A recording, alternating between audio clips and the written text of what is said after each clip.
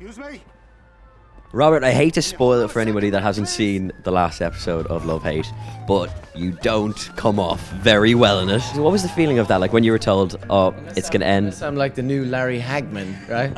He's going to appear out of the shower in the next series going... Which, you know, I wouldn't put it past Stuart Carolyn. Was it a familiar kind of feeling to leaving Misfits? Like, you know, departing from a show that you'd worked on for a long period of time and invested, I guess, a lot in?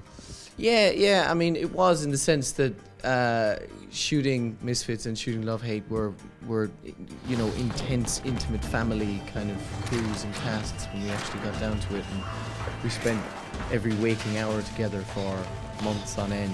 So it was lovely. Did you expect it? Like when you read the script for the third season, we were like, this is where it comes out with Shell. This is amazing. And did you anticipate how much bigger, I guess, it became in the third season than it had before? Yeah, it did, and it was that thing of, you know, my character started off as this somewhat nobleman in who kind of got dragged into this world, and by the end of the third series, he's just this absolute kind of shadowy, you know, figure who's completely vacant behind the eyes, or at least that's what I was trying to.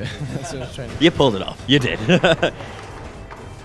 And you're back in town, of course, for the IFTAs tonight. The IFTAs are great as well because it has a kind of a, I think it has an escalating cachet. You know, I think year by year, it's attracting wonderful talent, and it's a lovely honour to be considered, and in, you know, such a sexy category as well. We're talking about this now, human rights in under a minute.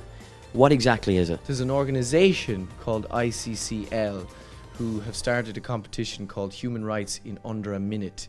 And they're calling all students around Ireland to make films in under a minute about human rights that they're most passionate about. So, and what is your role in it, and I guess why did you become involved? Well, I'm on the jury, so I will be judging these things these films that come through. So they better be good, kids. Are you gonna pull up your Simon Cowell pants and be like? Absolutely, yeah. I'm gonna be the Simon Cowell. I believe Sarah Bulger is on the. Board as well, so she can be the Cheryl Cole, or perhaps the Louis Walsh, you know, whatever she so wishes.